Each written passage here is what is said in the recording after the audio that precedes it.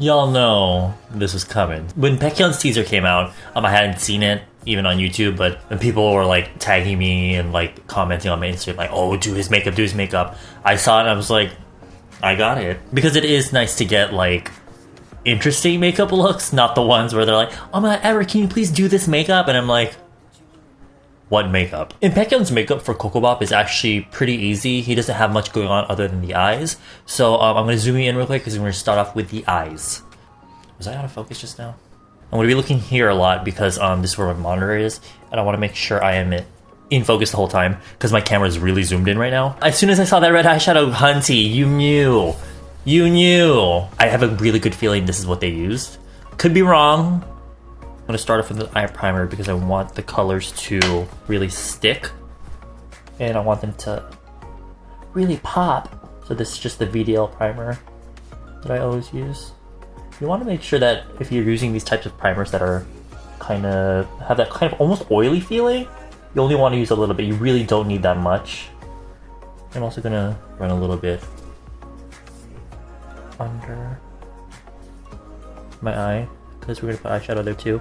Alright, I'm going to go into red ochre right here. You kind of want to start off with like a brown that has like an orange undertone to it. And we're going to use this color to map out the shape of the eye. So first what I'm going to do is I'm going to load up my brush and really... I don't want to start off with too much, so I'm going to... Did I just hit my mic? I don't want to start off with too much, so I'm going to take off a lot on my hand. And I'm going to use a really stiff, flat shader brush so I can get the shape that I want. And what I'm basically going to do, because you can see my eye is actually really round. Here, I'm going to follow that natural shape first, and then we can move on from there.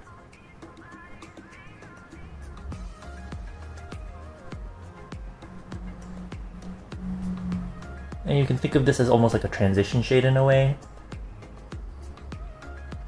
This will help blend out the red that we're going to use into your natural skin tone.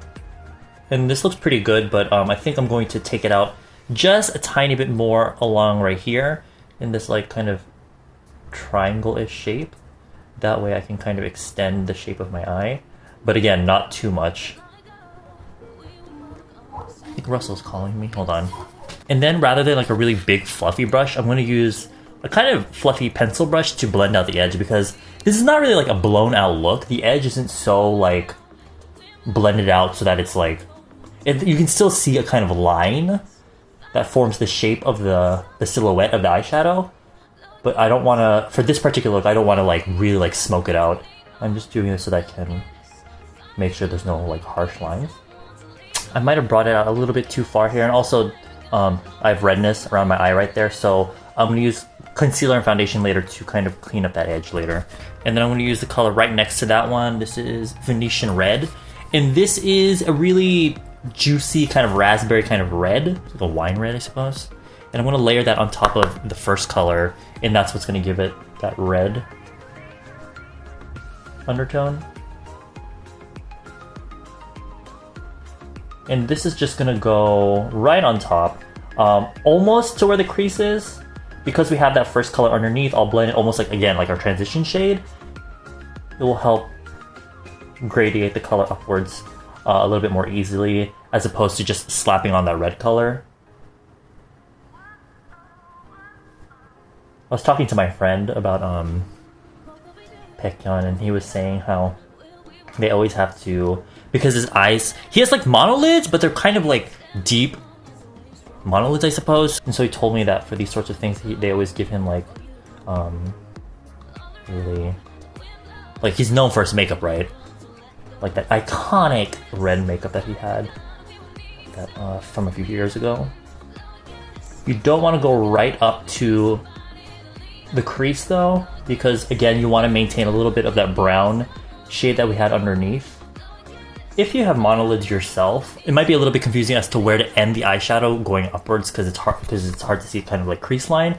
But one way I like to look at it is people that have that really heavy like monolid, if you kind of like tilt your head back, I've noticed that if your head is tilted back and you look down, you kind of see the shape of the eyeball. You kind of want to end the eyeshadow up to where there's going to be like, obviously I don't have that, so you can't really show you, but you do have like a natural, like you can see where the eyeball is under the eyelid. So right where it ends at the top, you can kind of blend the eyeshadow up to that point. Because a lot of times people don't see that, and so they don't go far enough upward, so then you actually end up not being able to see the eyeshadow. And then I'm going to take a mixture of the two, and I'm going to put that on my lower lash line.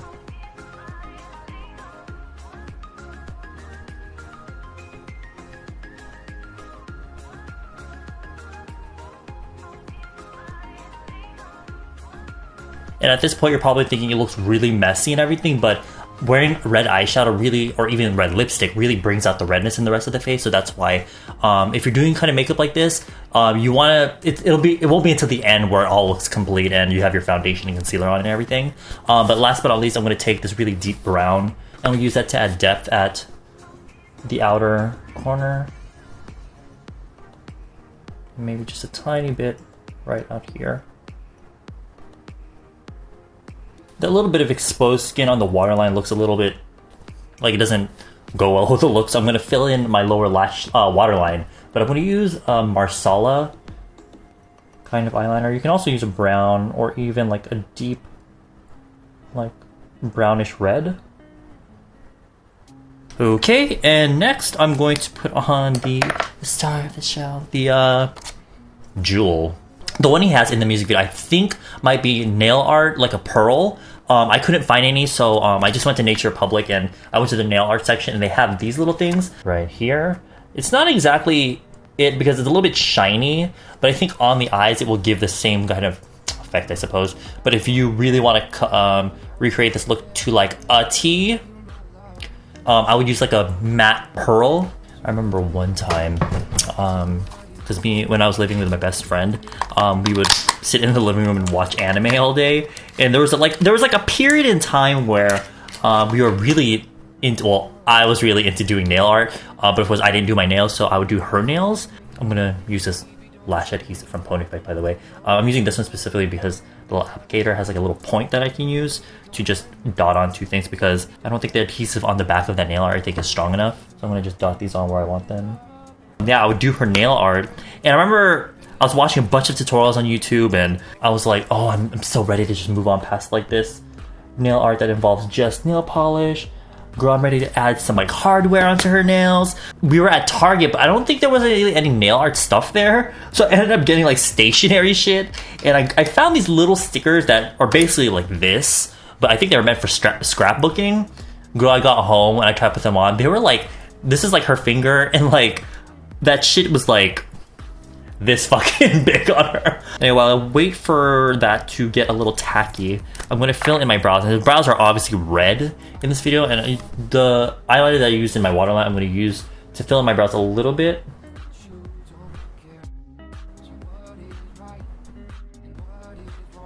If you're going to wear this look out though, maybe just fill your brows in using like a natural eyebrow thing, or just do your brows however you normally do them. I'm gonna stick it on with this Q-tip. Like that.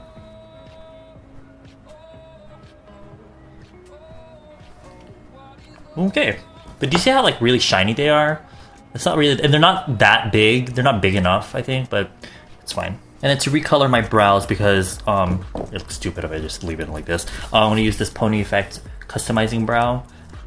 This is really good for those of you with really dark brows that need to recolor them. These almost like you don't need to bleach your brows. You can just use this to cover it up temporarily, and then you can cover it using a brow mascara of a color that you need, or use eyeshadow. So I'm actually going to use the red eyeshadow that I use on my eyes. That way it also kind of almost all ties in as well.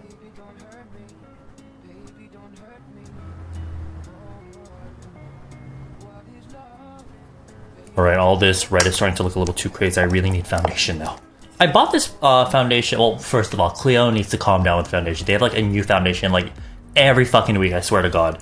I bought this a while ago, and I was gonna I was gonna buy it to review, but kind of forgot about it. But I used it for the first time today. I actually really like it. It's supposed to be like it's like the Bobbi Brown foundation stick, I suppose, or like the Tom Ford one. But it's actually not super full coverage, which I kind of like, because that way I can build up my foundation from light to full coverage if I need it. Okay, I just have to make sure that my skin is really well moisturized for this. I'm going to start in the center. I'll do half my face so you can see the effect that you can get. There's actually a brush that comes on this side, and it's actually a pretty decent brush. You can use it to really buff it into the skin. Doing this kind of motion actually pushes it into the pore so that it really smooths out the skin so it's really soft. But it's going to take a while, so I'm just going to use this brush. Which is basically the same thing, but a little bit bigger. So that's one kind of light-ish layer.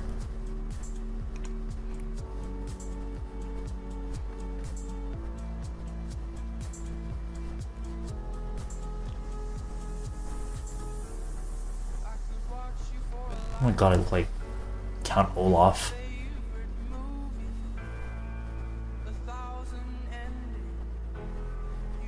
So that's a kind of light layer all over, which I would totally be fine with just going out the door like this. But I'm going to put a little bit more just in the center of my face for a little bit more coverage because that's where I really need it. And which is where I think most people need it. A lot of people really don't need full coverage all over. And those people with blemishes that only have a few spots but feel like they need to slather foundation all over their skin, I really don't think it's worth it. You should just put a light layer all over and then use a concealer to pinpoint concealer. It will take longer, but I really think that's the most natural way of applying foundation. Not most natural way, but like that's the best way to get a more natural finish. And then using a separate concealer to kind of cover the parts of my face that the foundation didn't cover. Or, you know, I could just go in with that same one because it's a concealer. It's like a big concealer stick by nature. But this one already has a mirror on it. And this fluffy brush I'm using to blend out my concealer. Whatever is left on the brush, I'm going to use to clean up that edge on the eyeshadow. You're probably wondering why I haven't done my dark circles yet, but save the best for last. Another important tip for when you're doing eyeshadow like this, to avoid looking like a zombie or like you got punched in the face, you really need to conceal your dark circles.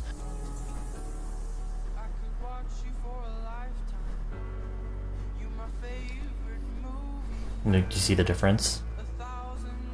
Then I'm going to set everything with some loose translucent powder and a damp beauty blender. I just noticed that using a damp beauty blender really not only sets the makeup, so it actually looks a lot more natural throughout the day. It actually doesn't look that heavy if you use a damp beauty blender. This will really lock in that foundation because in the summer it's so humid here in South Korea that, I don't know, it just makes a huge difference because I thought maybe, oh, you know, I can wear like a long wearing foundation and it will last me throughout the day. I don't have to put anything on top. Nice try. And it's a good alternative to baking if you don't have that much time. You just have to make sure you keep patting it in so that, you know, you don't have any powder sitting on top of the skin. The more you keep tapping, all the powder will disappear. You want to make sure you really get those areas that you had put concealer on. And he had nothing really special going on with his skin. It seemed quite natural actually. So if you can get away with as little foundation as possible, I would do that. The only reason I'm putting all these products on is because I have a lot of, you know, I have very problematic skin. So I actually have to do a lot to make it look as like smooth and natural as possible. In my head, probably look cakey as fuck. See, I fucking forgot to do under eye corrector again. Do you see that? It looks a little bit gray under my eyes. Oh, I keep forgetting to do it every bit. I even brought it out. It's right here, but I forgot to. Now, I kind of see in this one screenshot I have of him, I do see a little bit of like a, is it like a bronzer or something?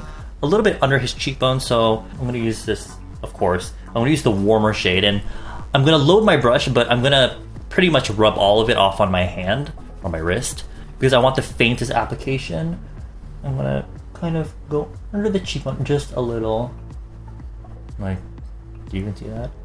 Really, you can just go about this however you do your normal face makeup. I'm gonna use this big complexion brush from else to really blend all that out. Even if the final result is that you don't see it, I prefer that over like a harsh contour.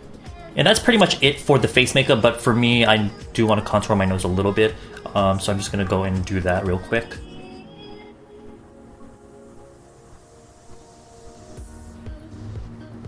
And I think for today's look, I'm just gonna forego the highlighter, which is weird, you'd think. Finally, I'm going to just top it off with a chapstick.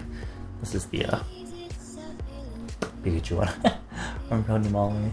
If your lips are quite red, you can take them down a little bit with maybe like a nude lipstick. And that is the final look. I hope you guys enjoyed that. Really, really easy. I just was talking way too fucking much. If you're not talking, it'll probably take you less than 10 minutes. But yeah, I'll see you in my next video. Bye-bye.